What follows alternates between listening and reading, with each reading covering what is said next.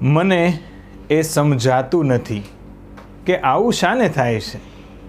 મને એ સમજાતું નથી કે આવું શાને થાય છે. ફૂલડા ડૂબી જતા અને પથ્થરો તરી જાય છે. ફૂલડા ડૂબી જતા અને પથ્થરો તરી જાય છે. કરશનદાસ માણેક આપણા સાહિત્યકારે આ પંક્તિ લખેલી છે. જો એને સમજવાનો પ્રયત્ન કરો તો આજકાલના જમાનામાં કંઈક એવું છે કે ભાઈ જેટલા પણ લોકો ખરેખર સાચી મહેનત કરે છે એ લોકો તમને ક્યાંય દેખાશે નહીં, અને જે લોકો ખાલી રાડો પાડે છે એ તમને દરેક જગ્યાએ દેખાશે. વોટેવર આનો મર્મ જેને સમજાયો હોય કે ન સમજાયો હોય, હું એ તમારી બુદ્ધિ ક્ષમતા ઉપર મૂકું છું.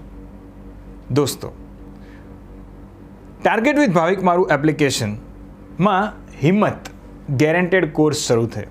હિંમત 1, હિંમત 2 CC માટે ગેરંટેડ કોર્સ હતો, અને મેં તમને ખાતરી આપી હતી કે એમાં હું ભણાવું. અરે વિશ્વાસ બેચમાં ખાતરી આપી હતી કે એમાં હું જે ભણાવું છું એમાંથી 60થી 70% પૂછાશે અને એનાથી વધારે પૂછાશે. અને ખરેખર એ સાબિત થયું. CCની પરીક્ષા ગયા પછી દરેક લોકો એ પેપર સોલ્યુશન કરાવ્યા. મેં પેપર સોલ્યુશન નથી કરાવ્યું. હું તમને હંમેશા દર પરીક્ષા પછી મેં જે તમને વચન આપીને તમારી પાસે જે ફી લીધી હોય અને પછી ભણાવ્યું હોય તો એની ખાતરી આપું છું આ રીતે કે મેં જે ભણાવ્યું હતું એમાંથી બેઠું પૂછાણું છે. અને એની સાબિતી તમને એટલે આપું છું કે કદાચ તમને પણ એવું થાય કે ક્યાંક કદાચ અમે નપાસ થઈએ તો અમારા સાહેબની નહીં, અમારી ભૂલ હતી. અને અથવા તો જે લોકો પાસ થવાના છે એ લોકોને એટલું તો થાય કે અમારા સાહેબ હંમેશા અમારી સાથે હતા, છે અને રહેશે. આવનારી તલાટીની પણ પરીક્ષા, એનો સિલેબસ દરેક વસ્તુ આવી ગયું છે. CCની જેમ જ ગુજરાતી ઇંગ્લિશમાં કોપી ટુ કોપી એવો સિલેબસ, અને ઓલમોસ્ટ આમ ગણો તો CC ગ્રુપ B જેવો સિલેબસ એમાં તલાટીમાં મૂકી દીધો છે.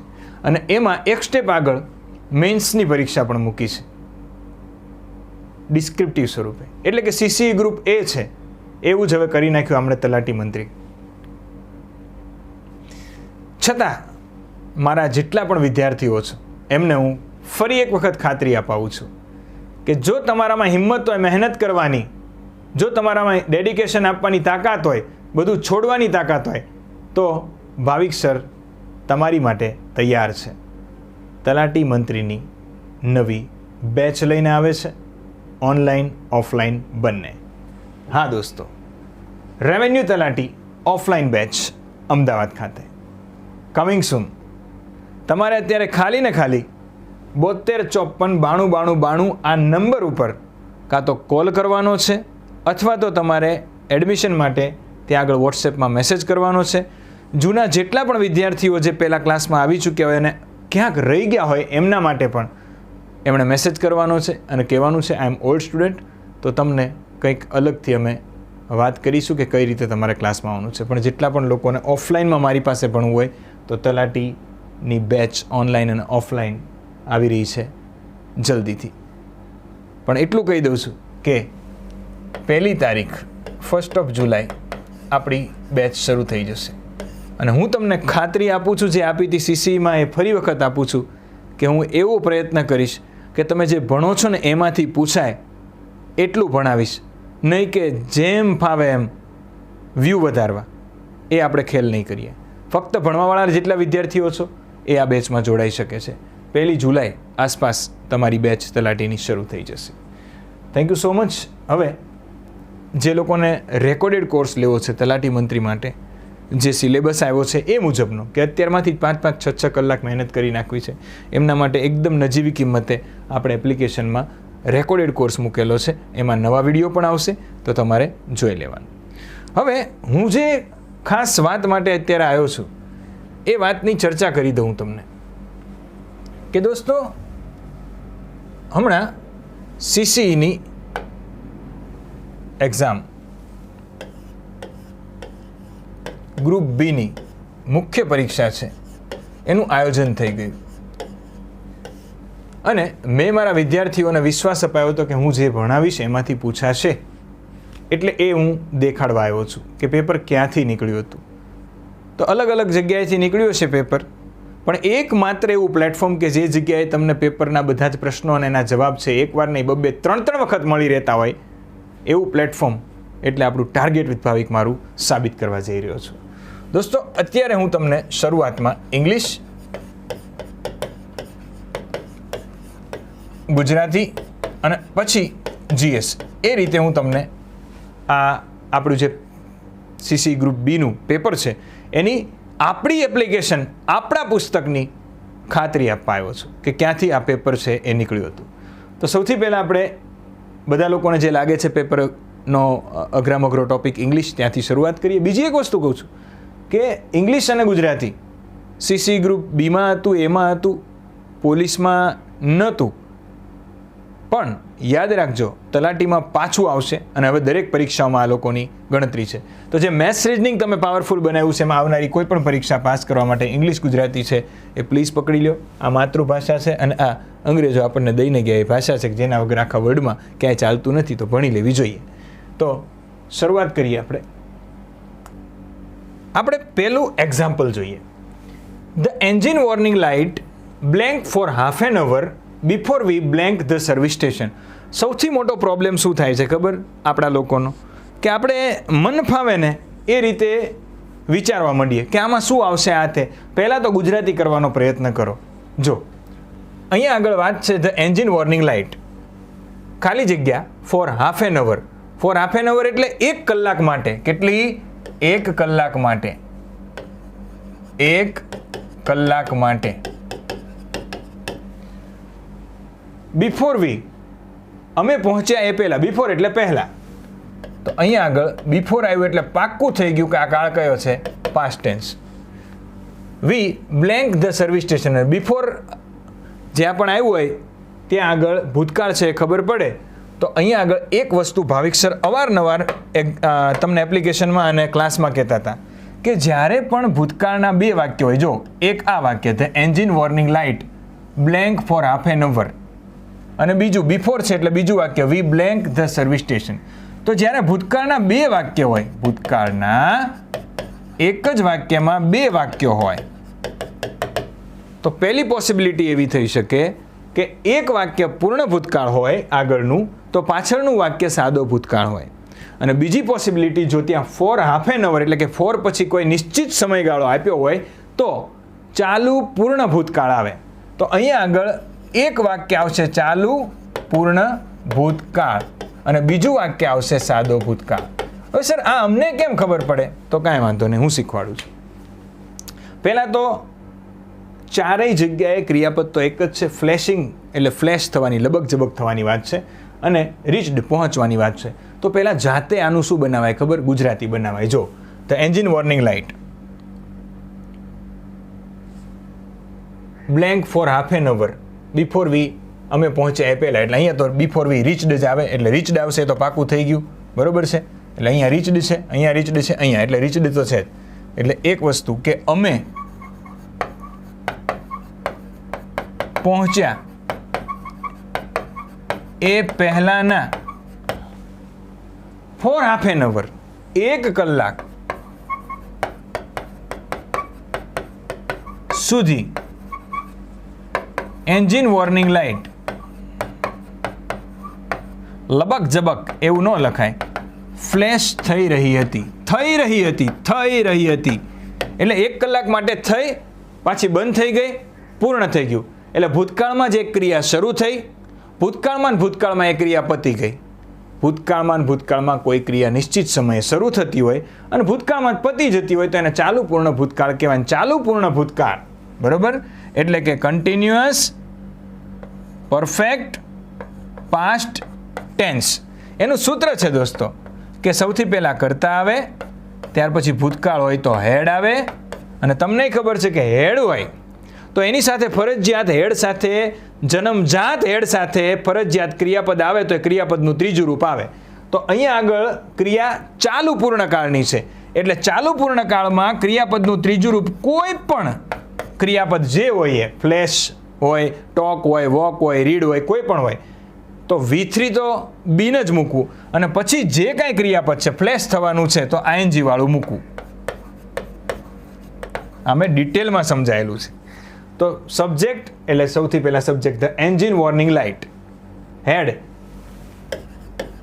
ફરજિયાત બીન ફ્લેશિંગ. કેમ ભાઈ ફ્લેશિંગ? તો 1 કલાક માટે લબક જબક થઈ રહી હતી, એનો મતલબ ક્રિયા ચાલુ પૂર્ણ ભૂતકાળ છે. ભૂતકાળમાં કોઈ નિશ્ચિત સમયે ક્રિયા શરૂ થઈ હતી, અનિશ્ચિત સમયે પૂરી થઈ, એટલા માટે અહીં આગળ હેડ બીન ફ્લેશિંગ. અને તમને ખબર છે કે સાદો ભૂતકાળના વાક્યમાં કરતા પછી ક્રિયાપદનું બીજું રૂપ આવે. સાદો ભૂતકાળ હોય તો સબ્જેક્ટ પ્લસ ક્રિયાપદનું બીજું રૂપ, તો વી રીચડ. એટલે તમારો જે જવાબ આવશે દોસ્તો, બરોબર છે, એ જવાબ આવશે option A, had been flashing. હવે સર આ તમે ક્યાં શીખવાડેલું છે? તો કાંઈ વાંધો નહીં, હું તમને બતાવી દઉં. દરેક વસ્તુ મારે તમને બતાવવી છે. ઓકે, એવરીથિંગ જે કાંઈ મેં તમને ભણાવ્યું છે એ મારે તમને બતાવું. તમારે શું કરવાનું? કંઈ જ નહીં, તમારે એપ્લિકેશન છે એમાં વયું જવાનું. આ કયો કાલ હતો? ચાલુ પૂર્ણ ભૂતકાળ. તો સીધું તમારે છે ને lecture number past perfect continuous tense 41મો લેક્ચર જોશો તો તમને આ બધું જ મેં અંદર શીખવાડેલું જોવા મળશે. બરાબર, આપણા એપ્લિકેશનમાં રેકોર્ડેડ કોર્સમાં. ઓકે, જો અહીંયા એન્જિન લાઇટ હતી, સેમ ટુ સેમ. બેઠું ઉદાહરણ.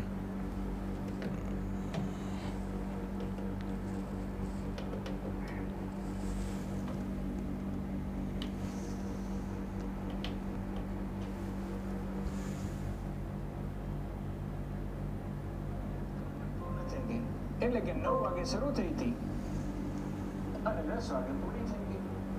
જો સાંભળો, કોઈ એક સમયે ક્રિયા ચાલુ થઈ અને કોઈ એક સમયે ભૂતકાળમાં પતી ગઈ. તો એ જે ચાલુ પીરિયડ છે એને કન્ટિન્યુઅસ કહેવાય. એ ક્રિયા પૂર્ણ થઈ ગઈ એટલે એને પરફેક્ટ કહેવાય. અને ભૂતકાળમાં પૂરી થઈ યસ્ટરડે નાઇટ તો એને પાસ્ટ કહેવાય. એટલે ભૂતકાળના કોઈ ચોક્કસ સમયે કોઈ ચોક્કસ ક્રિયા શરૂ હતી એવું દર્શાવવા માટે ચાલુ પૂર્ણ ભૂતકાળનો ઉપયોગ થાય. એનું સૂત્ર બહુ સરળ છે. સૌથી પહેલા સબ્જેક્ટ, પછી હેડ. તો અત્યારે તમને સમજાણું હોય કે ન સમજાણું હોય, આખો લેક્ચર તમે જોશો તો તમને સમજાઈ જશે કે કેવી રીતે મેં ભણાવ્યું છે. બસ આ જ વસ્તુ, ભૂતકાળમાં કોઈ ક્રિયા શરૂ થઈ, ફ્લેશ થવાની, બરોબર, આઈએનજી પછી ઓબ્જેક્ટ અને પછી અધર વર્ડ્સ. બહુ સહેલું છે.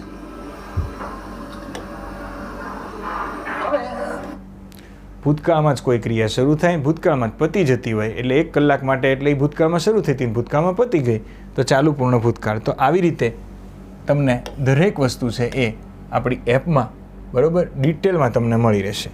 બીજું એક્ઝામ્પલ આપણે જોઈએ, સેકન્ડ નંબરનું.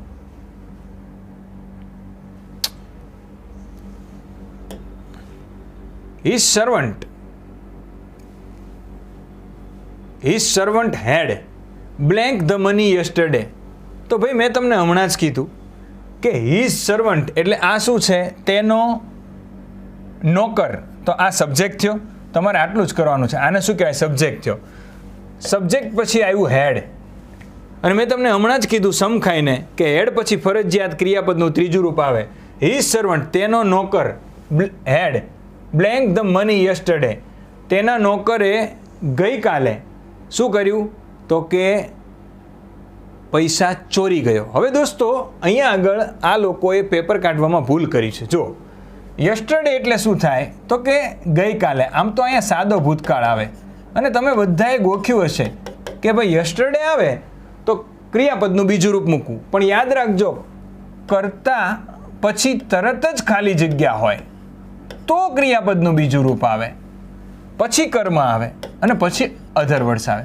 પણ જ્યારે કરતા પછી હેડ ફરજિયાત મૂકી દીધો છે તો હેડ પછી તો સમખાઈને કહું છું કે ક્રિયાપદનું ત્રીજું રૂપ જ આવે, V1, V2 અને V3. તો V3 અહીંયા શું છે? સ્ટોલ, વેર સ્ટેલિંગ, સ્ટીલ, સ્ટોલન. તો તમારો જે જવાબ છે એ સ્ટોલન બનશે.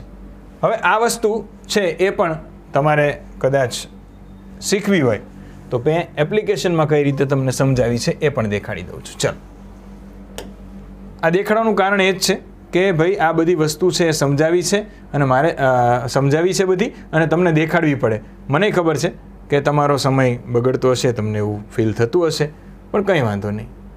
ચલો, perfect past tense. Students, welcome to દરેક પૂર્ણકાળમાં, દરેક પરફેક્ટ ટેન્સમાં, બરાબર, પરફેક્ટ પ્રેઝન્ટ હોય, પરફેક્ટ પાસ્ટ હોય કે પરફેક્ટ ફ્યુચર હોય, ફરજિયાત V3 આવશે અને પેસિવમાં ફરજિયાત V3 આવશે. ઓકે, તો થઈ ગયું. તો શું થયું? કર્તા, ક્રિયાપદ, અને હવે તો કોનો વારો છે? કર્મનો, ઓબ્જેક્ટ, અને પછી વધતા હોય એ શબ્દ. તો આ તો તમને ખબર છે અને છે. તો અહીંયા આગળ મેં શું કીધું તમને કે ભાઈ ટુ હેવનું કોઈ પણ રૂપ આવે ત્રણેય પૂર્ણકાળમાં, એમાં જો આગળ કીધું જ છે કે હેઝ હેવ આવે, હેડ આવે. જો આ હેડની વાત, તો હેડ પછી ફરજિયાત કયું મૂકવાનું? તો કે V3. એટલે ભાઈ આ બધું ભણાવ્યું છે ને ગુજરાતીમાં ભણાવ્યું છે, ઇંગ્લિશ પાછું, આમાં ઘટે જ નહીં કાંઈ, બરાબર. તો આવી રીતે તમે એ શીખી ગયા કે હેડ પછી ફરજિયાત ક્રિયાપદનું ત્રીજું રૂપ આવશે. એટલે સીધી વાત છે કે અહીં આગળ જવાબ આવશે સ્ટોલન, બરાબર. ચલો પછી they have discussed all the details of the project, change the voice. હવે જુઓ, હું પહેલાં તમને શીખવાડી દઉં છું અને પછી આપણે પાછા જોઈએ કે આમાં ભાઈ ભાવિક સરે કંઈ કરાયું હતું કે ખાલી વાતો જ છે. Let's see. they have discussed all the details of the project. તમારે સૌથી પહેલાં ગુજરાતી કરવાનું કે તેઓએ પ્રોજેક્ટની ઝીણામાં ઝીણી માહિતી છે, બરાબર, એનું ડિસ્કશન કરી લીધું છે. કેમ છે? તે હેવ, કરતા પ્લસ હેવ પ્લસ V3, એનો મતલબ છે કે આ પૂર્ણ વર્તમાન કાળનું એક્ટિવ વાક્ય છે. કયું વાક્ય છે? એક્ટિવ વાક્ય. કેમ કે પેસિવમાં તો બાય આવશે ને, અહીંયા નથી. ઓકે, એટલે આ વાક્ય થઈ ગયું તમારું એક્ટિવ. હવે એ લોકો એવું કહે છે ચેન્જ ધ વોઇસ, તો તમારે પેસિવમાં ફેરવવાનું છે. શેમાં ફેરવવાનું છે? પેસિવમાં. હવે જો દોસ્તો પેસિવમાં ફેરવવું છે તો પહેલાં અહીંયા ભૂલી જાઓ બધું. પેસિવમાં ફેરવવા ભાવિક સરે એક વસ્તુ શીખવાડી હતી કે કર્તરી એટલે એક્ટિવમાંથી કર્મણીમાં ફેરવું હોય તો પહેલાં તો પૂછો કે કર્મ કયો છે ભાઈ, તો એને હું આગળ લઉં. તો પૂછો ક્રિયાપદને શું, તો કર્મ મળશે. તો અહીંયા ક્રિયાપદ શું છે? ડિસ્કસ્ડ. પૂછો શું ડિસ્કસ્ડ, તો અહીંયા આગળ જવાબ મળે છે all the details of the project. શું પૂછો ક્રિયાપદને તો કર્મ મળે. તો અહીંયા આગળ all the details of the project. હવે બીજી એક વસ્તુ મેં શીખવાડેલું જ છે કે એક્ટિવ હોય અને પેસિવ હોય તો આટલું જ કરવાનું, બીજું કશું નથી કરવાનું. આપણે ત્રણેય કાળના પૂર્ણ વર્તમાન કાળ, પૂર્ણ ભૂતકાળ, પૂર્ણ ભવિષ્યકાળ, ત્રણેય માટે એક જ સૂત્ર છે કે એક્ટિવમાં સૌથી પહેલાં આવશે કર્તા એટલે કે સબ્જેક્ટ, પ્લસ ટુ હેવનું રૂપ એ વર્તમાન કાળ હશે તો હેઝ હેવ આવશે, ભૂતકાળ હશે તો હેડ આવશે, ભવિષ્યકાળ હશે તો શેલ હેવ વિલ હેવ આવશે. કર્તા, ક્રિયાપદ અને કર્મ આ એક્ટિવનું સૂત્ર છે. અને પછી વધતા હોય એ શબ્દો. પેસિવ એટલે કર્મણી થાય. કર્મણીમાં હંમેશા કર્મ આગળ આવે. કર્મ એટલે ઓબ્જેક્ટ થાય. ઓબ્જેક્ટને આગળ લાવો મારા વાલા, અને ઓબ્જેક્ટને આગળ લાવવો હોય તો ઓબ્જેક્ટ કયો છે તો એ ક્રિયાપદને પૂછવું પડે શું અને કોને. તો અહીંયા પૂછ્યું ક્રિયાપદ શું છે? ડિસ્કસ્ડ. શું? All the details of the project. તો એ આપણે આગળ લખી નાખ્યું. હવે હંમેશા યાદ રાખજો, પૂર્ણકાળ હોય, વર્તમાન કાળ, ભૂતકાળ કે ભવિષ્યકાળ, એને તમારે પૂર્ણમાં ફેરવવો હોય અને એ પેસિવમાં, તો સૌથી પહેલાં અહીંયા આગળ આવે કર્મ અને અહીંયા આગળ આવે ક્રિયાપદનું ટુ હેવનું લાગુ પડતું રૂપ. હવે અહીંયા ઓબ્જેક્ટ છે એ એક વચન હોય તો હેઝ, ઓબ્જેક્ટ હોય એ બહુવચન હોય તો હેવ. તો અહીંયા બહુવચન છે તો હેવ લખશું. પેસિવ વાક્યમાં ફરજિયાતપણે પૂર્ણ વર્તમાન કાળ હોય, પૂર્ણ ભૂતકાળ હોય કે પૂર્ણ ભવિષ્યકાળ હોય, ફરજિયાત બિન મૂકવું પડે. શું મૂકવું પડે? ફરજિયાત બિન મૂકવું પડે. અને બિન મૂક્યા પછી ક્રિયાપદનું ત્રીજું રૂપ. પછી કર્તા મૂકવાનો, પણ કર્તાને એકલો નહીં મૂકવાનો, કેમ કે પેસિવ વાક્યમાં કર્તા છે ને એ કર્મણીના રૂપમાં ફેરવાય. તો બાય અહીંયા આગળ સબ્જેક્ટ મૂકવાનો પણ એનું કર્મણીનું રૂપ મૂકવાનું. તો અહીંયા આગળ જવાબ આવશે all the projects, all the details of the project. અહીંયા આગળ શું છે? હેવ છે તો આપણે ડિટેલ્સ સાથે પણ મૂકવું પડશે હેવ. ફરજિયાત શું મૂકવું પડે? બીન. Have been. V3 શું છે આમાં? તો કે ડિસ્કસ્ડ. બાય. ધેનું શું થઈ જાય? ઓબ્જેક્ટિવ રૂપ. સબ્જેક્ટ મૂકવાનો બાય પછી, પણ એનું ઓબ્જેક્ટિવ રૂપ નો. ધેનું ઓબ્જેક્ટિવ રૂપ ધેમ થાય. તો તમને ક્યાંય એવું દેખાય છે all the project have been discussed by them? બરોબર. All the details of the project. શું? All the details of the project. તો આપણને એવું દેખાય છે કે all the details of the project have been discussed by them. આ બે સરખા લાગે, પણ અહીંયા ઓલ ધ ડિટેલ્સમાં ડિટેલ્સની ભૂલી ગયા છે લોકો, તો all the projects have been છે તો અહીંયા આગળ આવશે all the details. All the details of the project have been discussed by them. કદાચ પહેલી વખત જોતા હોય તો એમ થાય કે યાર શું કરે છે સાહેબ, તો ન સમજાય એ હું સમજી શકું છું, પણ તમે વિડીયોઝ મારા આખા જોશો તો તમને આઈડિયા આવશે કે આ દરેક વસ્તુ છે એ આપણે બહુ સરળતાથી ભણી છે. Who is creating this problem? Change the voice. બરોબર. Who is creating this problem. તો યાદ રાખજો દોસ્તો, અહીંયા લખ્યું છે ચેન્જ ધ વોઇસ, તો તમારે શું કરવાનું છે? એક્ટિવમાંથી પેસિવમાં ફેરવવાનું છે. શું કરવાનું છે? એક્ટિવમાંથી પેસિવમાં ફેરવવાનું છે. કેમ ખબર પડી કે આ એક્ટિવ છે? તો જો વુથી વાક્ય શરૂ થતું હોય અને ક્યાંય V3 છે જ નહીં, તો V3 વગર પેસિવ હોય. યાદ રાખજો, જિંદગીમાં V3 વગરનું પેસિવ હોય જ નહીં, એટલે ખબર પડી કે આ એક્ટિવ છે. બરોબર. હવે દોસ્તો યાદ રાખજો કે વુનું પેસિવ ભાવિક સરે 10 વખત શીખવાડ્યું છે એપ્લિકેશનમાં. બાય વુમ થાય. બાય વુમ ધીસ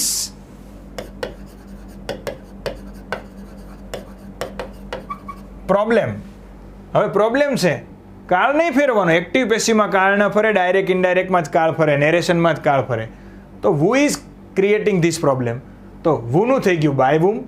હવે આગળ શું લાવવાનું છે? કર્મ લાવવાનો છે. શું લાવવાનો છે? કર્મ.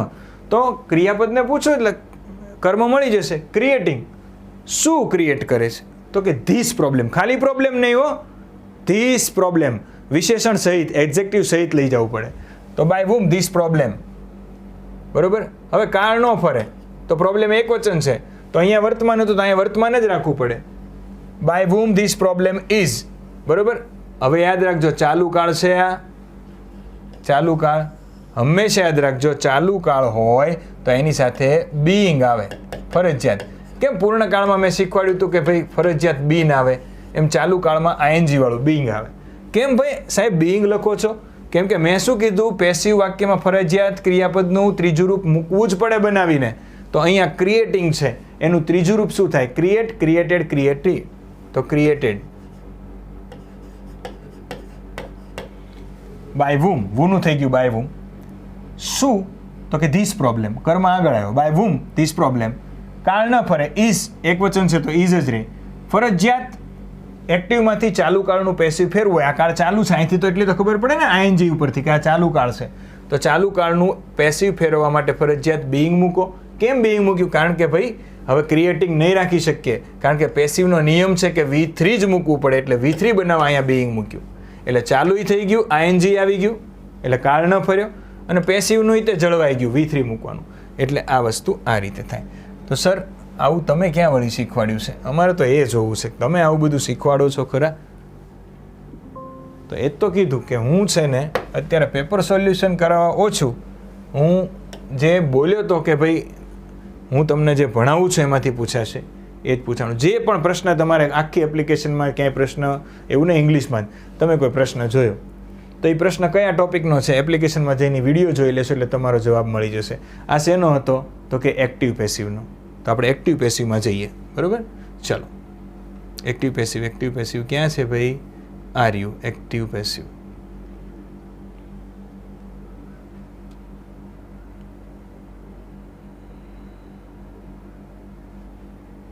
Are you active passive.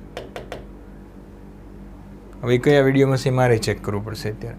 Active passive. Hello friends, શું પેસિવને રમતા ચેન્જ કરશો? સૌથી પહેલા તો પ્રશ્ન એ થાય change the voice how to keep tears. હવે ગુજરાતીમાં આ જ વાક્યને હું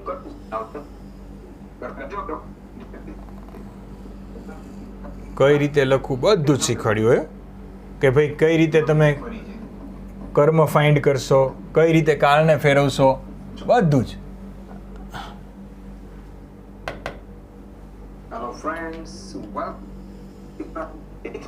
જો વિધાન વાક્ય શીખવાડ્યા હોય, આ રહ્યું એ ભૂરા વાર્યું. જો હા વુ વાળું વાક્ય કઈ રીતે કરવું. ચલો, વુનું પેસિવ શું થાય કોઈને ખબર છે?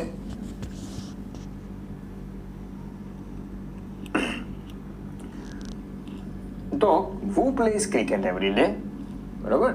તો એનું સૌથી પહેલા વુનું તમારે કરવાનું બાય વુ.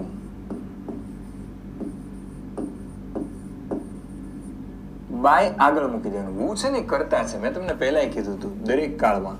તો કર્તાની આગળ જ બાય આવશે ને, બીજે ક્યાંય નહીં આવે. તો બાય વુ પછી શું મૂકતા હતા? એમિઝાર મૂકતા હતા ને, તો મૂકી દેવાનું એમિઝાર. વિધાન વાક્ય મૂકતા હોય એવું જ વુમાં બને. જો બાય આ બાય વાળા વાક્ય દરેક પ્રકારનું મેં તમને એપ્લિકેશનમાં શીખવાડ્યું છે. દરેક વિડીયો છે, તમારે ચેક કરવાની છૂટ છે. જો હું દરેક વાક્ય તમને સાબિતી આપવા જઈશ તો સમય તમારો બગડશે. હું ખાલી એટલું જ કહેવા આવ્યો છું કે કોઈ એવી વસ્તુ નથી ને એપ્લિકેશનના યુઝર્સ જો કોઈ જોતા હોય અને એમણે ખરેખર આ ભણ્યા હોય ને તો કહેજો કે યસ સર આપણે ભણ્યા છીએ એની પૂછાણું છે, બરાબર? તો આનો જવાબ આવશે ડી. ત્યાર પછી the teacher told the students I will assess the answer sheets tomorrow.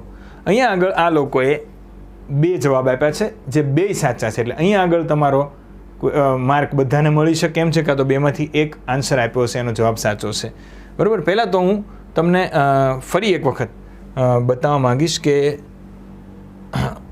ચલો ઓકે, અહીંયા આગળ એક શબ્દ પકડો.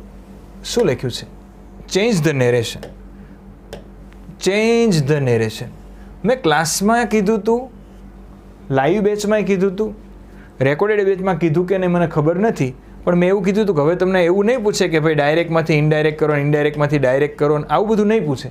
તમને ડાયરેક્ટ આવું આપશે, ચેન્જ ધ નેરેશન. ઘણાને તો પ્રશ્ન જ નહોતો સમજાણો નેરેશન એટલે શું. તો યાદ રાખજો દોસ્તો કે હવે આવું પૂછાશે એ આપણે કઈ જગ્યાએ ભણ્યા હતા, બરાબર? એ પહેલાં હું કહી દઉં કે ભાઈ આવો પ્રશ્ન પૂછાશે એમ તમને બતાવી દઉં છું. બેઠો પ્રશ્ન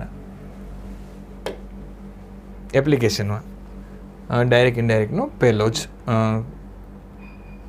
લેક્ચર જોવો પડે. આ રહ્યો. ઓકે, ચલો. Friends, welcome to the paper that is narration. I'm definitely sure that easily. And at the same way, in this lecture we are going to learn a very important topic for English grammar, that is narration. Change the narration. Have you heard this name? I'm definitely sure that many of you guys have already listened this name, change the narration. It means change from direct to indirect sentence, that is narration.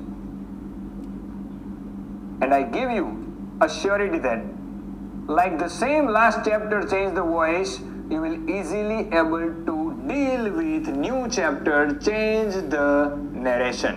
તો દોસ્તો છેલ્લા લેક્ચરમાં આપણે કમ્પ્લીટમાં મારે તમને એવી જ રીતે એવી જ સરળ ભાષામાં ચેન્જ ધ નેરેશન એટલે કે ડાયરેક્ટમાંથી ઇનડાયરેક્ટ પોઝ કરો અને ચેન્જ કરો ડાયરેક્ટ ટુ ઇનડાયરેક્ટ. સ્ટડી બે વાર દોસ્તો આ બધું દેખાડવું એ તમને એટલે જરૂરી છે કે ભાઈ અત્યારે બહુ બધી એપ્લિકેશન છે, બહુ બધી યુટ્યુબ ચેનલ છે. દરેક લોકો છે એ કંઈક અલગ અલગ નવા નવા પેંતરા કરતા હોય પોતાની ચેનલ ઉપર. કેમ વધારે લોકો આવે, જોવે, નામ મોટું થાય, કરવું જોઈએ. પણ હું અહીંયા આગળ એટલા માટે આવ્યો છું કે હું બહુ ઓછો યુટ્યુબમાં લાઈવ આવું છું, બરાબર છે? પણ આપણે જે ભણ્યા છીએ એમાંથી જ પૂછાય. એના માટે તમારે કાંઈ પણ ખોટો ટાઈમ વેસ્ટ કરવાની જરૂર નથી. તમને એવરીથિંગ જેટલી પણ તમારે ડિટેલ જોઈએ કોઈ પણ ટોપિકની, આ ચેન્જ ધ નેરેશન, બરાબર? ડાયરેક્ટ ઇનડાયરેક્ટ તો એ કઈ રીતે થાય એ પણ આખું મેં ભણાવ્યું હોય એપ્લિકેશનમાં, બરાબર છે?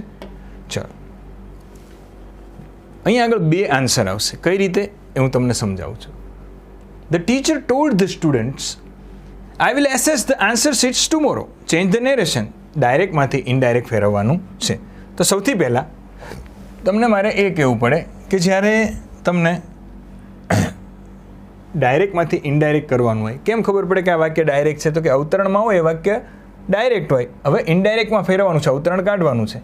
અહીંયા તો પહેલેથી આ લોકોએ શું કર્યું છે? ટોલ્ડ જ આપ્યું છે. એટલે તમારે ટોલ્ડ તો સીધું લખીને જ આપ્યું છે, તો લખી નાખવાનું. ધ ટીચર, જો સેડ હોત તોય ટોલ્ડ કરવું પડે, બરાબર. સેડ ટુ સમથિંગ હોય, સેડ ટુ સ્ટુડન્ટ, તોય તમારે ટોલ્ડ કરવું જ પડે. પણ અહીંયા ઓલરેડી આપ્યું છે, the teacher told the students. હવે ડાયરેક્ટમાંથી ઇનડાયરેક્ટ વાક્યમાં તમારે ફેરવવાનું હોય અને વાક્ય એસેરેટિવ એટલે કે વિધાન વાક્ય હોય, પ્રશ્નાર્થ ન હોય, તો વચ્ચે ધેટને સંયોજક રીતે મૂકવાનું અને અવતરણ કોમા કાઢવા પડે. The teacher told the students that. હવે ટીચર, આઈ વિલ એટલે કોણ? આઈ એટલે કોણ? બોલનારો કોણ છે? ટીચર. ટીચરને હવે બીજી વાર ટીચર ન લખાય, હી લખાય, હી. અને આપણે ભણ્યા હતા અને હમણાં દેખાડું છું કે જ્યારે પણ વિલ હોય તો વિલનું વુડ થાય, કારણ કે અહીંયા ભૂતકાળમાં છે તમારું, બરાબર, સેન્ટેન્સ. તો હી વુડ. અને એક નિયમ છે કે કાં તો તમે મોડેલ ઓક્ઝિલરી ભણ્યા હોય તો શીખ્યા જશો કે મેં તમને શીખવાડ્યું છે can, could, should, would, may, might. તો એની સાથે ફરજિયાત ક્રિયાપદનું પ્રથમ રૂપ આવે, મૂળ રૂપ આવે. તો હી વુડ એસેસ, તો એનું મૂળ રૂપ જ આવે, he would assess the answer sheets. The answer sheets. અને ટુમોરોનું શું થાય? The next day. અથવા શું કરી શકાય? The following day. તમારે જે કરવું હોય. તો આવું વાક્ય છે same to same. The teacher told the students. Teacher told the students that he, આનું આવે, ધેટ હી વિલનું વિલ ના રહે, that he would assess the answer, બરોબર, શીટ્સ ધ નેક્સ્ટ ડે. આ વાક્ય સાચું છે. બીજું એક વાક્ય કહું કે અમેરિકન ઇંગ્લિશમાં તમે આનું આ વાક્ય આવી રીતે લખી શકો, the teacher told the students that he would be assessing. જો વુડ પછી ક્રિયાપદનું મૂળ રૂપ આવે, વુડ પછી તરત ક્રિયાપદનું મૂળ રૂપ આવે, કારણ કે model auxiliary I can go, I could go. કોઈ પણ મોડેલ ઓક્ઝિલરી હોય તો એની પછી ક્રિયાપદનું મૂળ રૂપ જ આવે. એમ વુડ પછી ક્રિયાપદનું મૂળ રૂપ જ આવે ને વિલનું વુડ જ થાય. તમે ખોટા નથી, આ વાક્ય સાચું જ છે.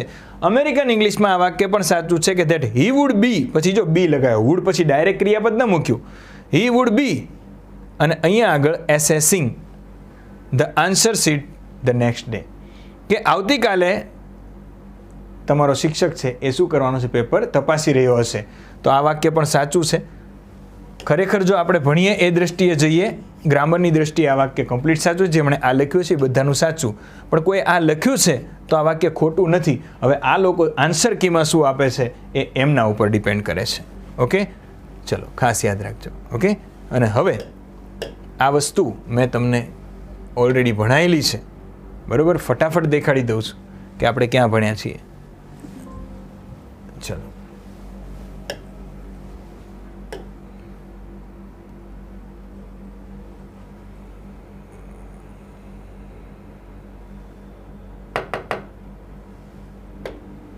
પરંતુ નહીં ફેરીએ, કારણ રાઈઝ નું રોઝ કરશે. રોઝ દિક્તદર્શક શબ્દ છે ને. હવે જોજો, જો આ ટુમોરોનું the next day, said to પછી નાવ એટલે ડે.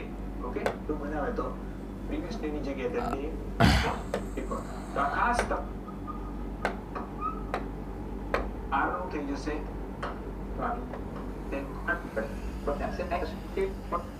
વિલનું વુડ આ રહ્યું. કોઈ વસ્તુ બાકી ન હોય, તમે તાર ટેન્શન ન લેવું. ભાવિક સર કે એટલે એમાં ફાઇનલ જ હોય. આ રહ્યું, બરોબર. પછી એઝ એ વેડમાં હા, વિલનું શું થાય? વુડ થાય. જો અહીંયા મેં કરેલું છે. વેડ ટુ માં ફરે. સો દોસ્તો, હવે નહીં બતાવું, બધું જ છે જ. ટૂંકમાં ગમે ત્યાં જાઓ તમને મળી જ રહેશે. તમારો ખોટો ટાઈમ બગડશે. અને અત્યારે હું કહું છું કે ભાઈ હું તો એટલે જ આવ્યો છું કે છોકરાઓને દેખાડી શકું કે ભાઈ તમને મેં બધું ભણાવ્યું હતું ને એ પૂછાણું છે. ઓકે, તો અહીંયા આગળ બે જવાબ સાચા આવશે. ત્યાર પછી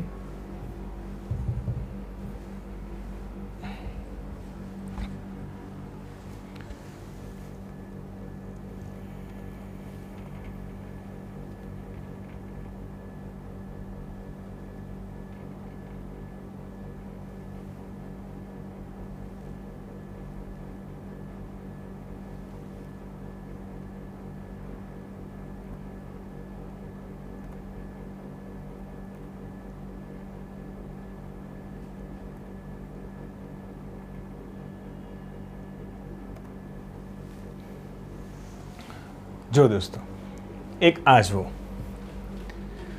He told her, I want to meet your brother. He changed the narration. He told her, I want to meet your brother. આ વાક્ય મને લાગે છે ડાયરેક્ટમાં. કેમ?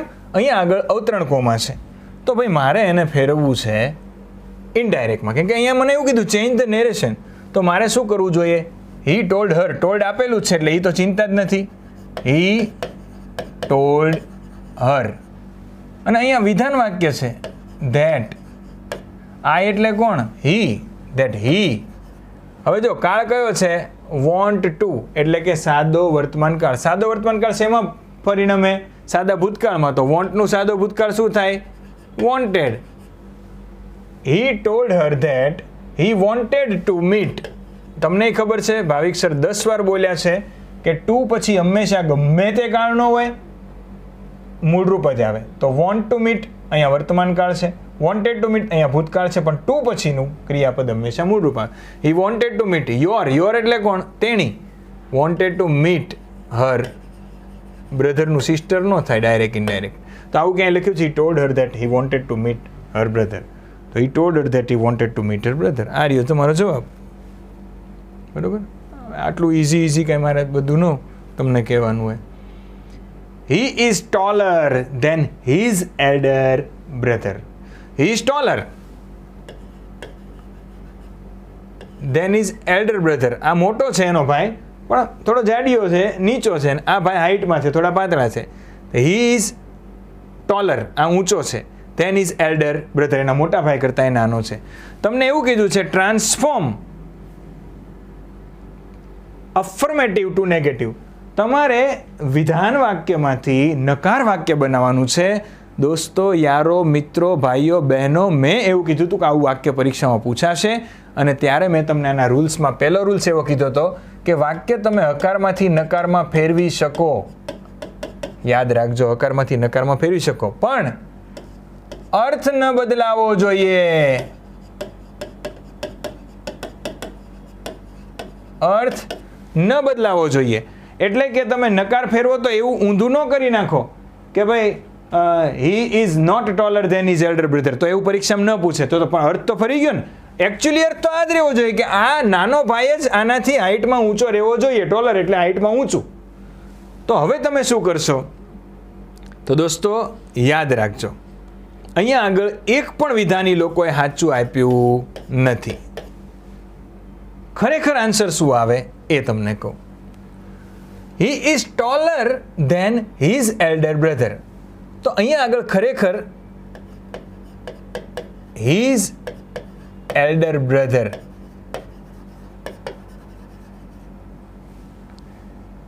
is not so tall as નું થઈ જાય him. His elder brother is not so tall as him. તો આ વાક્ય નકાર થયું? તો કે હા સર. અહીંયા આગળ હતું કમ્પેરેટિવ ડિગ્રીમાં? હા સર. અહીંયા આગળ જો તમે પોઝિટિવ ડિગ્રીમાં કર્યું પણ વાક્ય નકાર કર્યું, અર્થ બદલાણો નથી. અર્થ એવો ને એવો છે. જો his elder brother is not so tall, એટલે એ એટલો ઊંચો નથી. કોના જેટલો? આના જેટલો. Is not so tall as him. અહીંયા આગળ 4 ઓપ્શન છે, એમાં એક પણ જગ્યાએ આપણને આવું વાક્ય દેખાતું નથી. એટલે મોટાભાગના લોકોએ પરીક્ષામાં આવું કર્યું હશે. He is not taller than his elder brother. હવે આ લોકો જેમણે પેપર ખોટું કાઢ્યું છે એ લોકો કદાચ આને જવાબ આપે તો કાંઈ નવાય નહીં, કેમ કે આ સાચો જવાબ તો એમણે મૂક્યો જ નથી. તો કદાચ આને જવાબ સાચો આપી શકે. ભાવિક સર, તમે ફાંકા મારો છો, તમે આવું ભણાવ્યું હતું ક્યાંય? એલા ભાઈ, મેં કીધું ને, મારી ઉપર ડાઉટ ન કરે. એપ્લિકેશનમાં જઈ અને ટ્રાન્સફોર્મ ધ સેન્ટેન્સ મેં જેટલા ભણાવ્યા છે, કોઈ નહોતા ભણાવ્યા, મેં ભણાવ્યા હતા. આખા ગુજરાતમાં જોઈ લેજો તમે, બહુ ઓછા લોકોએ ભણાવ્યા છે. એમાં હતું, પણ તમે ભણ્યા નહીં એ મારો વાંક નથી. બરાબર? જો મેં તમને આનું આ વાક્ય છે એ એપ્લિકેશનમાં ભણાવેલું છે. જાઓ એપ્લિકેશન ખોલો તો ખબર પડે મારા ભાઈ.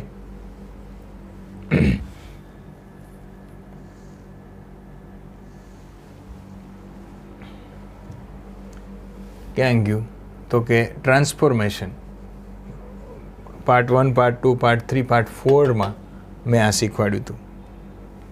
પાર્ટ 4માં જોઈ લેજો, જેટલા પણ ભૂરાવ છો. Welcome to my channel, your channel target with Bhavik Mal. એક સ્ટેપ આગળ વધીએ આ રહ્યું જો, he is as strong. Affirmative to negative. હવે ડિગ્રી તમે ભણી ગયા છો. ડિગ્રીના ચેપ્ટર્સમાં તમે પોઝિટિવ, કમ્પેરેટિવ અને સુપરલેટિવ ડિગ્રી એવી 3 થી 5 degree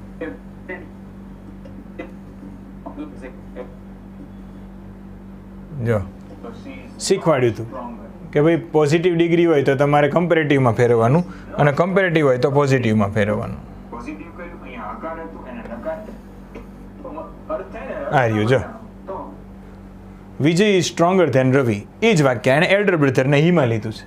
Ravi is not so strong. વાક્ય ફર્યું નથી. Ravi is not so strong as Vijay. Ravi છે એ આગળ આવી ગયો. રવિ ઇઝ નોટ, તો ઇઝનું ઇઝ નોટ થઈ ગયું. અહીંયા આગળ હતું કમ્પેરેટિવ ડિગ્રી. કમ્પેરેટિવ ડિગ્રીનું નકાર તમારે એના એ જ રૂપમાં રાખવું હોય, અર્થ ન બદલવો હોય તો સો મૂકવું પડે. રવિ પોઝિટિવ કરવું પડે, પોઝિટિવમાં નોટ પછી ફરજિયાત સો આવે. Ravi is not so strong as Vijay. આ ઉદાહરણ મેં તમને ભણાવી દીધું છે એપ્લિકેશનમાં. આ સતના પારખા હોય નહીં, પણ આજકાલ છે ને ફૂલડા ડૂબી જાય છે અમારી જેવા, અને પથરાઓ અમુક તરી જાય છે કે જે ખરેખર ખાલી ને ખાલી ભીડ કરતા હોય છે. જવા દો, છોડો.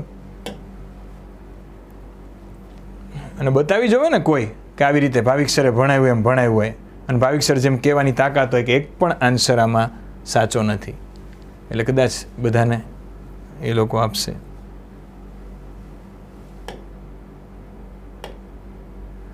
A lot of financial transactions happen over the internet. બરોબર. હવે દોસ્તો તમને પાછો હું બેક જાઉં એવું મારે નથી કરવું. તમે મારો આર્ટિકલના એપ્લિકેશનમાં જવાની જરૂર નથી. ઇવન તમારે જોવું હોય તો જાઓ. આપણી યુટ્યુબ ચેનલ છે, બરાબર. શું થયું છે? અચ્છા, આપણી યુટ્યુબ ચેનલ છે, ત્યાં પણ જોઈ લો કે મેં એક સિમ્પલ વસ્તુ કીધેલી છે કે જેને ગણી શકાય ને એની આગળ એ કે એન આવે. તો ઇન્ટરનેટને ગણી શકાય? તો કે ના સર, ઇન્ટરનેટને ગણી ન શકાય. અને ઇન્ટરનેટ એની ઉપર દરેક વસ્તુ અવેલેબલ છે. એટલે એ એક વિશ્વની એક સૌથી સચોટ માહિતી છે કે જે ઇન્ટરનેટ ઉપર જ મળે છે બધી. બરાબર. સચોટ એટલે એક જ એવું સ્થળ છે કે જ્યાં વિશ્વનું બહુ બધું થાય છે. એટલે એ મોટી વસ્તુ છે, એ મોટી શોધ છે, અને એ જગ્યા પણ છે. એટલા માટે અહીંયા આગળ ધ ઇન્ટરનેટ આવશે. બરાબર. તો મેં એ આખું શીખવાડેલું છે આર્ટિકલના પહેલાંમાં, તમે જોઈ લેજો. પછીનું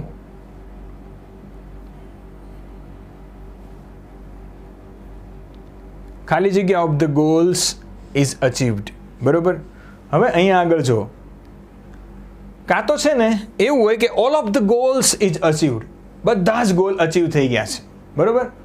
પણ જ્યારે ઓલ વાપરો ત્યારે બધા જ હોય તો આર આવે. તો અહીંયા આગળ વાક્ય નેગેટિવ હોય ને એવું લાગે છે કે ભાઈ એકય ગોલ અચીવ થયો નથી એવું કહેવા માંગે છે. ત્યારે જોઈ લેજો, આપણે અલગ અલગ તમને મેં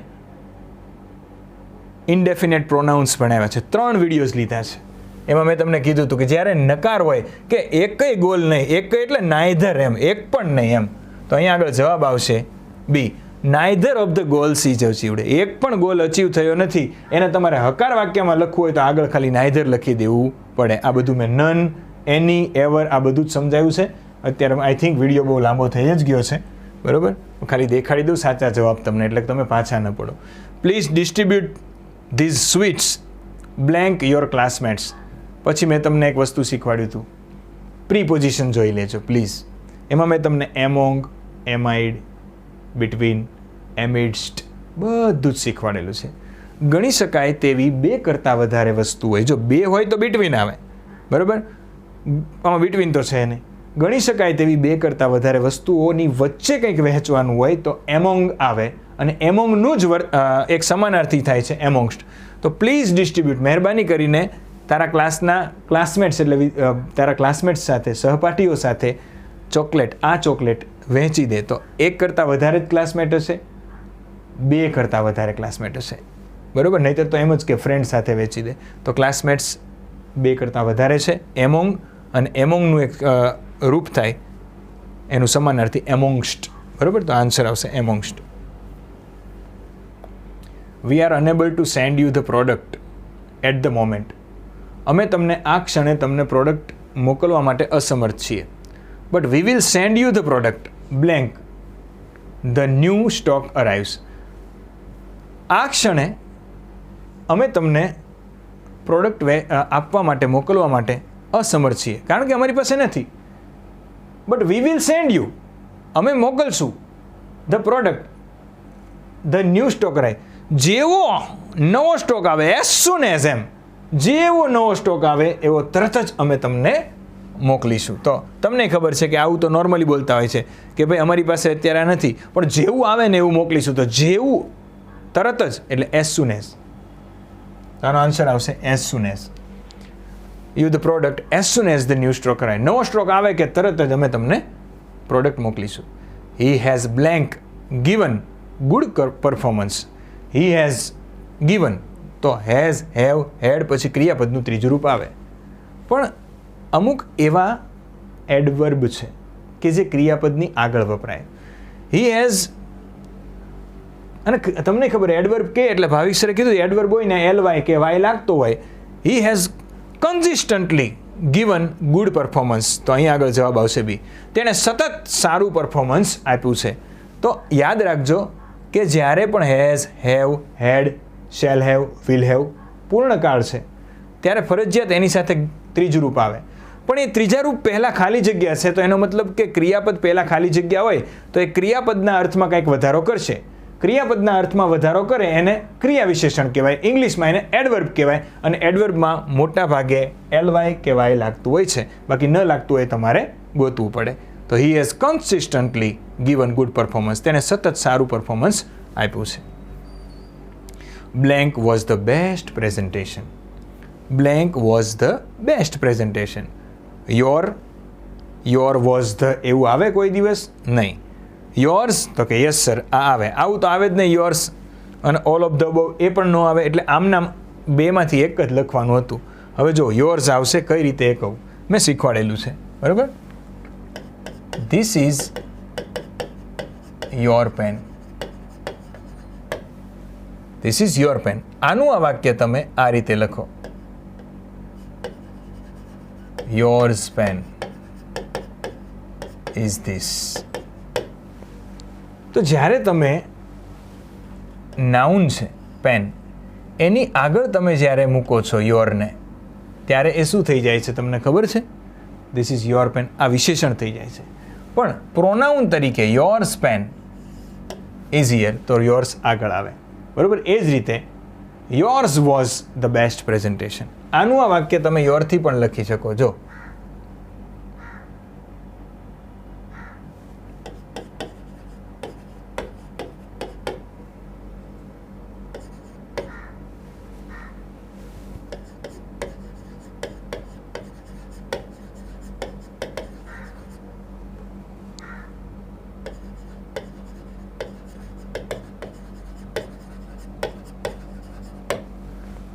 The best presentation was given by you. એને તમે આવું લખી શકો, yours was the best presentation. તો આગળ જ્યારે આવે છે ત્યારે yours આવશે. આવું આ પણ મેં તમને ડિટેલમાં ભણાવેલું છે. તમે તમારે જોવું હોય તો એપ્લિકેશનમાં પ્રોનાઉન્સના લેક્ચરમાં તમે જોઈ લેજો, તમને મળી જશે.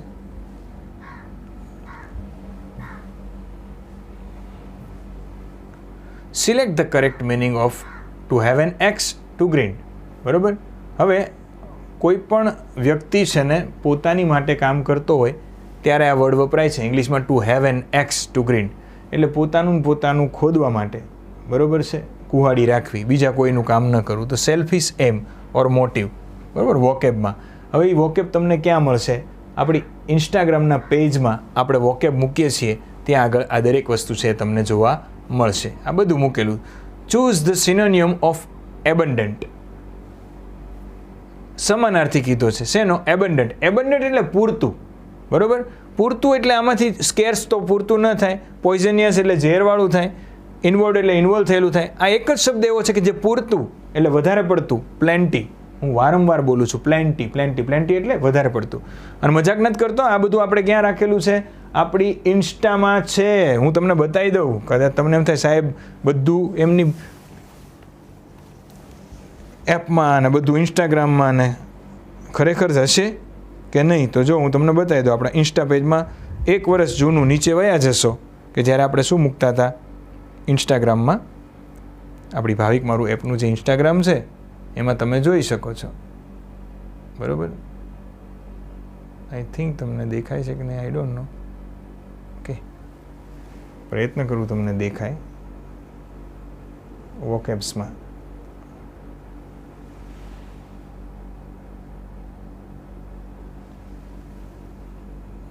આઈ થિંક નહીં દેખાય. ચલો, આઈ હોપ દેખાતું હશે, પણ નહીં દેખાય કેમ કે બેનું સેટ નહીં થાય.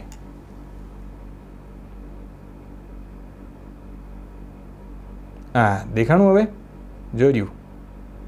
સ્કેરસિટી તો અછત, તો એના સમાનાર્થી છે. અને આ બાજુ વિરોધાર્થીમાં જો છેલ્લું લખ્યું એબડન્સ એટલે એબન્ડન્ટ. ઓકે, ચલો.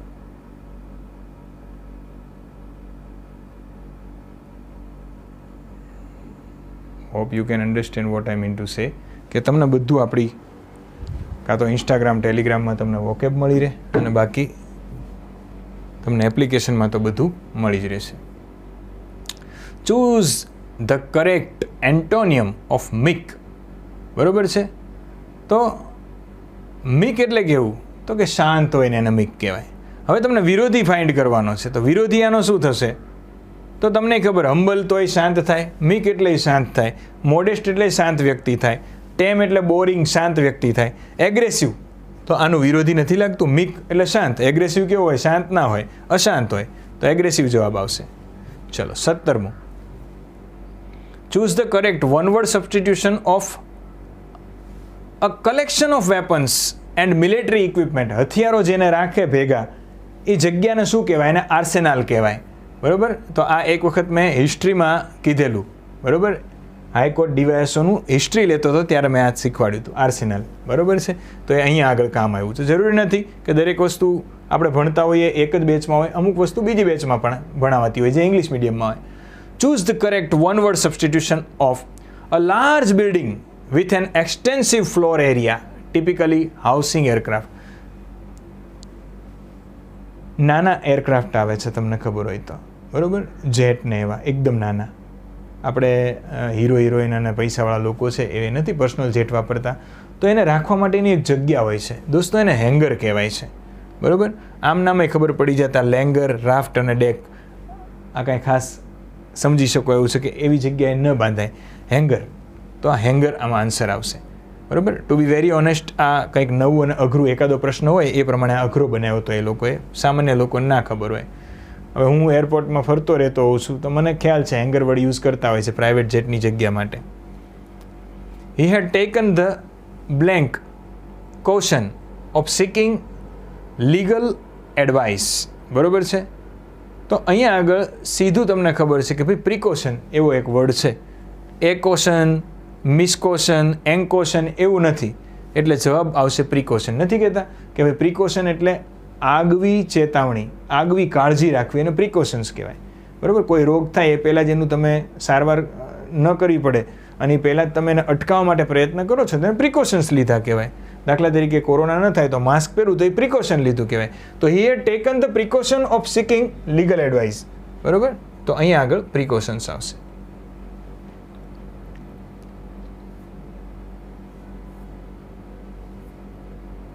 Please do not blank the new water bottle at school. મહેરબાની કરીને નવી વોટર બોટલ, પાણીની જે બોટલ છે એ સ્કૂલે ગુમાવતો નહીં. તો પ્લીઝ ડુ નોટ હંમેશા યાદ રાખજો. આ મેં 10 વખત કીધું છે કે ડુ નોટ નકાર વાક્ય પછી ક્રિયાપદનું મૂળ રૂપ જ આવે. તો લૂઝ જો યાદ રાખજો, આ લૂઝ એટલે ઢીલું થાય એટલે આ નહીં આવે. લોસ છે એવું કાંઈ છે જ નહીં. લોસ્ટ V2 છે એટલે આ પણ નહીં આવે. વધ્યું ટુ લૂઝ એટલે ગુમાવવું, તો જવાબ આવશે લૂઝ. બરાબર? આમ જોવા જાવ તો 1 માર્કનો પ્રશ્ન જે હેંગર છે એની સિવાયનું બધું મેં એપ્લિકેશનમાં કરાયેલું છે. સમજાય તો ઠીક છે, ન સમજાય તો તમારા ઉપર છે. આ થઈ ગયું આપણું ઇંગ્લિશનું. સેમ ટુ સેમ દોસ્તો, ગુજરાતીમાં તો વાત જ ન હોય. ગુજરાતીમાં તો બેઠું બધું છે.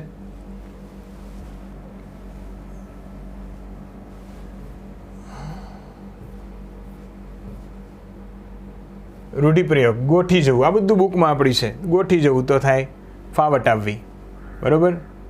આ તો હું શોર્ટમાં જવા દઉં છું. આયુધારા વહેવી, આયુધારા એટલે નથી કહેતા આયુષ્ય, તો જીવતા રહેવું એને આયુધારા વહેવી કહેવાય. આ તો ઇઝી હતું બધા માટે. નીચેના પૈકી કયો વિકલ્પ? છાણના દેવને કપાસિયાની આંખો. એટલે છાણના દેવતા હોય તો એના કાંઈ પછી કાંઈ સોનાની આંખો ન હોય, એટલે જેવો વેશ હોય બરાબર એવી એની વેલ્યુ હોય, બરાબર. તો યોગ્યતા મુજબ સત્કાર કરવો, એટલે છાણના દેવ હોય તો આંખું ને સોનાની ના હોય, કપાસિયાની જ હોય, એમ કહેવા માંગે, બરાબર. ચલો, નીચેના પૈકી કયો વિકલ્પ? તાંબાની તોલડી 13 વાના માંગે, બરાબર. તો તાંબાની તોલડી 13 વાના માંગે, એનો મતલબ દોસ્તો જ્યારે ઘર સંસાર માંડીએ ને ત્યારે ઘણી બધી વસ્તુઓ જોઈએ, ત્યાં સુધી એમ કાંઈ સેટિંગ ન પડે તો તાંબાની તોલડી, તાંબાની જે તોલડી હોય એ 13 વાના માંગે. એટલે એને બધું જોઈએ ભાઈ. વાના એટલે ખાવાનું, સારી સારી વસ્તુ જોઈએ. બાકી તાંબાની તોલડી હોય પણ કાંઈ તમે અંદર નાખો નહીં તો કાંઈ કામનું નહીં. એમ ઘર સંસાર માંડો ત્યારે ઘણી બધી ચીજ વસ્તુઓ જોઈએ. તક સાધુ, મારો સમાસનો લેક્ચર યુટ્યુબમાં હશે, એપમાં તો હશે જ. મેં આ 10 વખત કરાવીને કીધું હતું કે આવું પૂછાશે. તક સાધુ તો તકને સાધનાર. કયો સમાસ? ઉપપદ સમાસ. તક સાધુ તો અહીંયા તક અને સાધનાર, બરાબર. એ જ રીતે તમને ખબર છે કે અગ્રજ તો અગ્રે જન્મનાર, કથાકાર તો કથા કરનાર. તો આગળ શું હોય? સંજ્ઞા અથવા કોઈ વિશેષણ હોય અને પાછળ ક્રિયાનો કરનાર હોય. ઓકે, યાદ રાખજો. તો અહીંયા આગળ સેમ ટુ સેમ તક સાધુ એટલે સાધનાર, તો નાર આવ્યું સાધનાર, ઉપપદ સમાસ. ત્રિકોણ કયો સમાસ છે? હવે યાર એટલું કોને ન ખબર હોય સાહેબ, બરાબર. જો આ ત્રિ એટલે 3 અને કોણ એટલે ખૂણા. ખૂણા ખરી પણ કેટલા? 3.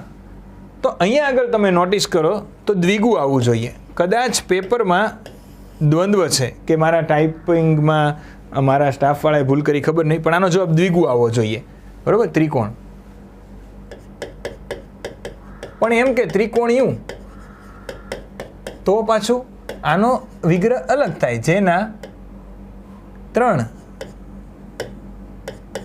જેના 3 પાયા છે તે બહુવ્રીહી.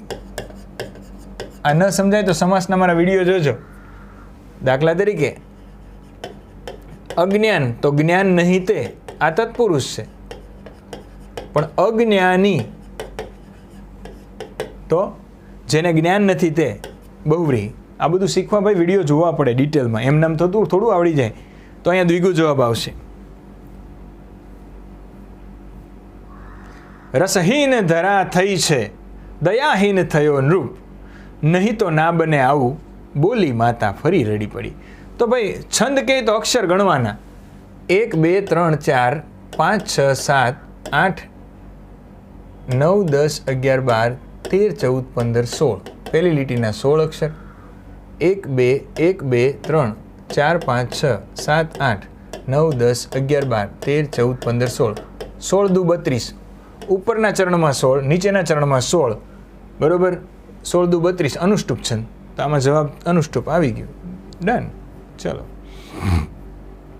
હણોના પાપીને દ્વિગુણ બનશે પાપ જગના. હે, સુંદરમની સરસ મજાની વાત છે. હણોના પાપીને દ્વિગુણ બનશે પાપ જગના. તો આ કયો છંદ છે? તો કાંઈ નહીં, ભાવિક સર તો હંમેશા એવું જ કે ઓપ્શનને ભૂલી જાઓ, ઓપ્શન નહીં જોવાના. અક્ષર ગણો. 1 2 3 4 5 6 7 8 9 10 11 12 13 14 15 16 અને 17. કેટલા અક્ષર થયા? તો કે 17 અક્ષર થયા. હવે 17 અક્ષર હોય ને તો ભાવિક સરે એવું કીધું હતું, કાં તો છે ને પૃથ્વી હોય, પૃથ્વીનું બંધારણ જ ઉપરથી શરૂ થાય, જશે જશે યલગા. કાં તો હરિણી હોય, હરિણીની નસ દબાઈ ગઈ અને સળગાઈ દીધી, નસ મર સળગા, મરી ગઈ પછી સળગાય. તો હરિણી હોય તો ન હોય. એમ મંદાક્રાંતા હોય તો મ હોય, અને શિખરણી હોય તો શિખરણી ય હોય. તો જોઈ લઈએ, જ છે, ન છે, મ છે કે ય છે? તો અહીંયા લઘુ ગુરુ ગુરુ ય મા તા, બસ બીજું કાંઈ ન જોવે ભાવિક સર, નેવર.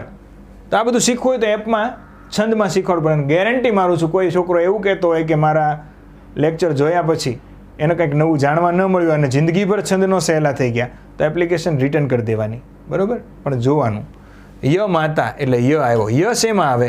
પૃથ્વીમાં ન આવે, પૃથ્વીમાં જસ જસ યલગા જ આવે, 3 અક્ષર.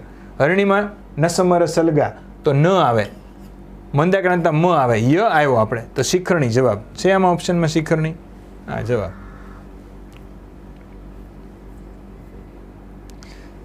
ગાંધીજીએ ગાંધીજી,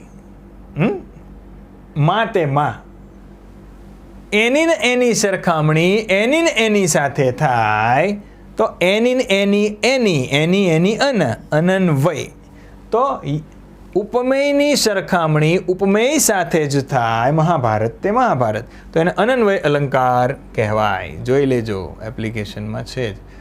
અને વારંવાર હું આ બોલું જ છું, જોયું જે નકશામાં, જોયું તે ન કશામાં, બરાબર.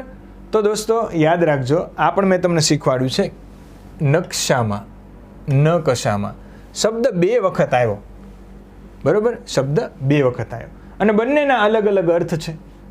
શબ્દ 2 વાર આવવો અને અલગ અલગ અર્થ હોય તો કાં તો એને યમક કહેવાય, એકચ્યુઅલીમાં યમક જ કહેવાય. પણ મેં કીધું હતું કે યમક જ્યારે ન હોય તો શબ્દાનુપ્રાસ હશે અને શબ્દાનુપ્રાસ ન હોય તો યમક હશે. ખરેખર યમક અલંકાર છે પણ શબ્દાનુપ્રાસનો એક ભાગ છે યમક અલંકાર. ઓકે, બહુ ડિટેલમાં છે ને આ જ ઉદાહરણ મેં લીધેલું છે ગુજરાતીમાં, મારા લેક્ચરમાં જોઈ લેજો. આ જ ઉદાહરણ બેઠું હો.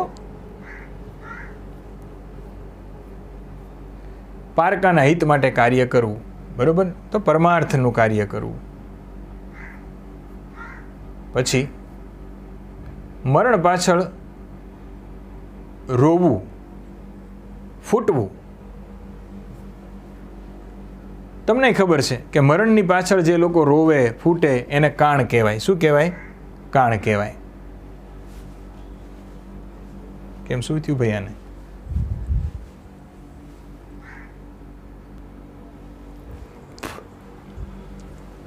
પછી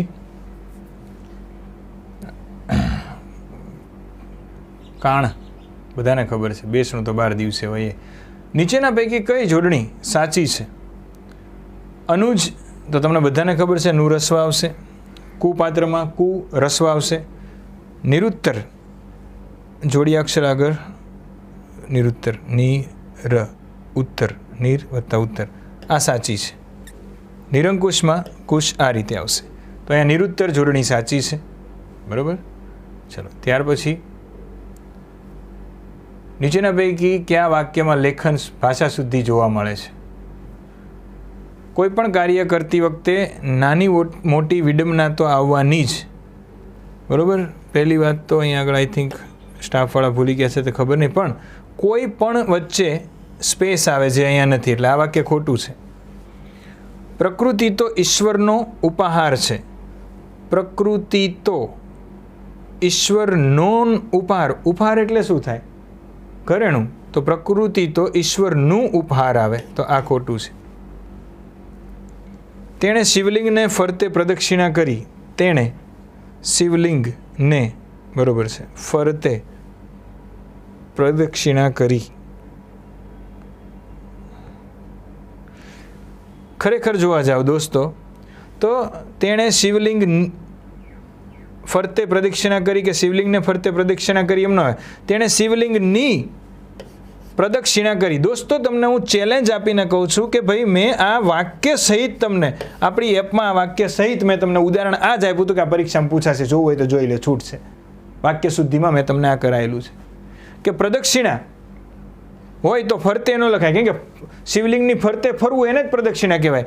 તો 2 વખત ન લખાય. તેણે શિવલિંગને ફરતે પ્રદક્ષિણા કરી, તેણે શિવલિંગની પ્રદક્ષિણા કરી, ફરતે જ કરવાની હોય. તો આ વાક્ય શુદ્ધિની દૃષ્ટિએ ખોટું છે. એટલે આ એક જ જવાબ બધો આ સાચું હોવું જોઈએ. શુભ કાર્યોમાં વડીલોની અનુજ્ઞા જરૂરી છે. આ વાક્ય સાચું, કેમ કે આમાં કોઈ ભૂલ છે નહીં. આ બધું જ ભણાયેલું છે, જોઈ લેજો. નીચેના પૈકી કયો વિકલ્પ સાચો છે? પર્વતારોહક, પર્વત વત્તા આરોહક, બરાબર. આમ તો મને એ જ સાચું દેખાણું છતાં જોઈ લઈએ બીજા.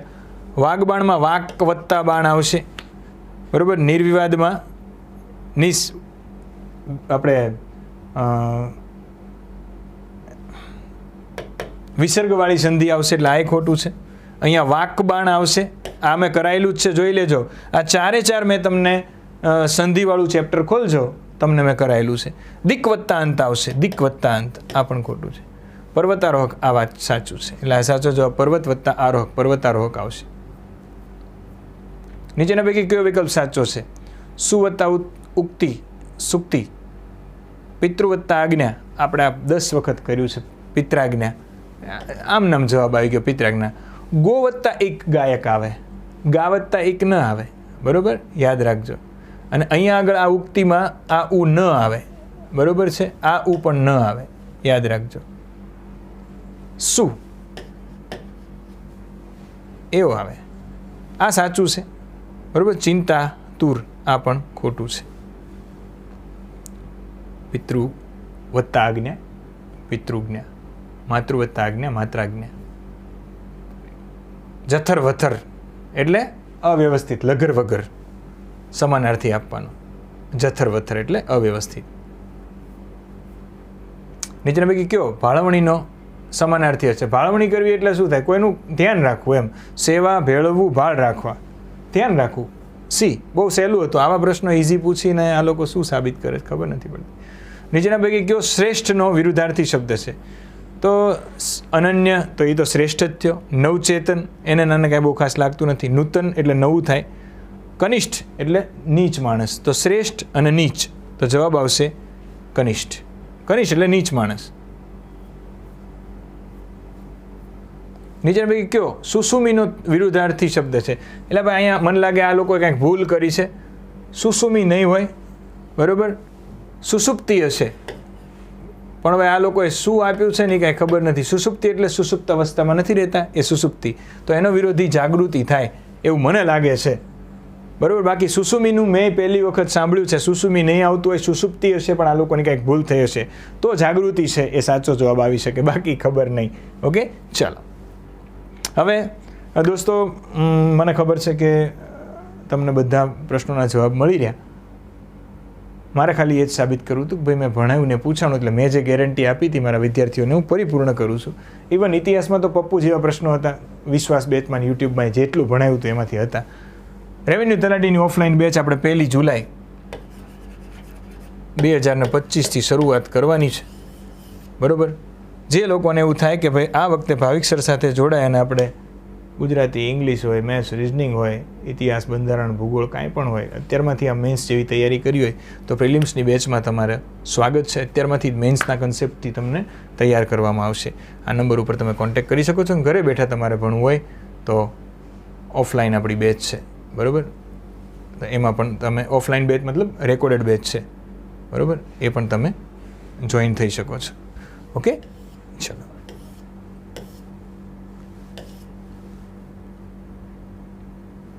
કોઈને કદાચ રેકોર્ડેડ કોર્સ લેવો હોય તો એ પણ આપણી એપ્લિકેશનમાં અવેલેબલ છે. તો ભૂલચૂક થઈ હોય તો માફ કરજો. બાકી મળીએ છીએ કોઈક નવા લેક્ચર સાથે. ત્યાં સુધી બધાને જય હિન્દ, જય ભારત, ગુડ બાય.